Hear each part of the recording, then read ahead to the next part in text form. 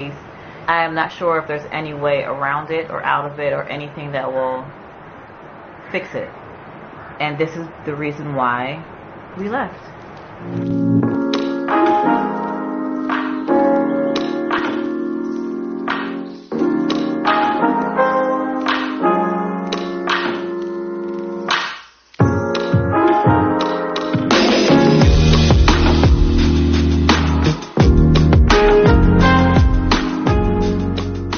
Been in Uganda for about 2 years off and on. Now this year I decided to stay permanently. So I chose to be here because the cost of living is much more maintainable, and I don't feel like I'm in danger anymore. Like there's other things that I have to be worried about, but I don't feel like a target. I don't feel like someone wants to take my life or wants to control my life just because of my color. We are in Dar es Salaam, Tanzania, and we've been here for about 5 months.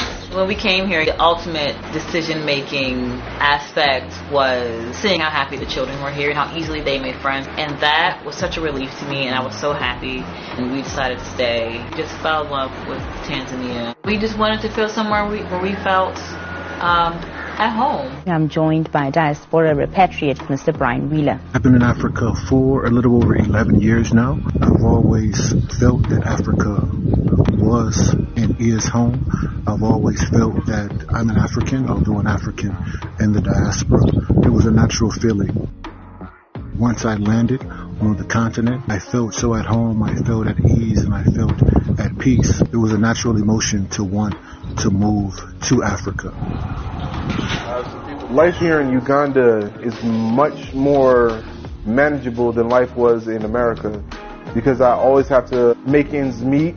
I wouldn't even be able to enjoy my paycheck. Oftentimes I wouldn't even get days off because I'm constantly working and I'm constantly trying to prove my worth in a country that has basically made my people look like we are worthless.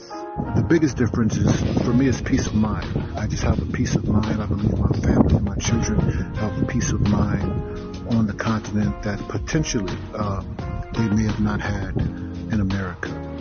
Life here is much more relaxed and laid back. Honestly, everywhere I've been on the continent so far, I feel much more safe here than I ever felt in the United States. When I was young, I didn't really know a whole lot about Africa. I was very ignorant to how Africa was. But as I got older, I started to want to move here more and more until I actually made it happen. Marcus Garvey taught us that Africa is for those at home and those abroad.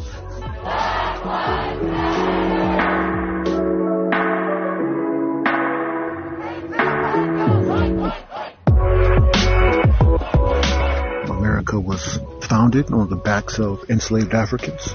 So racism in America is as American as apple pie. I have not experienced racism in Africa, but I have experienced some prejudice and some stereotypes in Africa.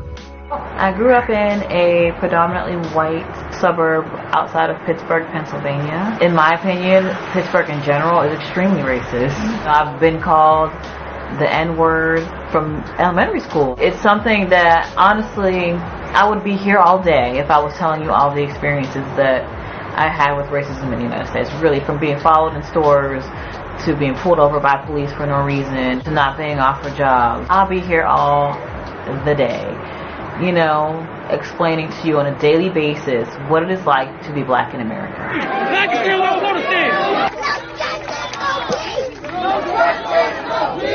The difference between policing here in Uganda and America is drastic. There are some situations that are questionable here, but for the most part, you're not being targeted just because of your color or your race or your nationality.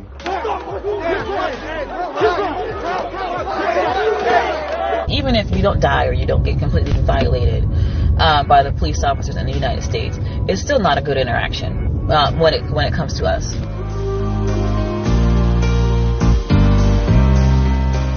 Well, I'm very comfortable raising my children in Africa. My children adapted well. They've integrated completely in society, and they are fortunate to live in a country where they're judged by the content of their character and not the color of their skin. Raising my family here brings me a sense of relief that I know my children will be safe I know that they'll make friends much more easily, and I know that they'll actually have a chance to be children.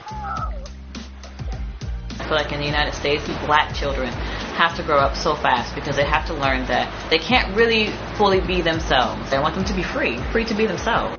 If I have a choice in the matter, no, I would not move back there. There is no reason for me to have to go back to America to face what I have dealt with my entire life. I have family still in America, so I anticipate going back, of course, to visit my family, but I don't anticipate ever moving back to America.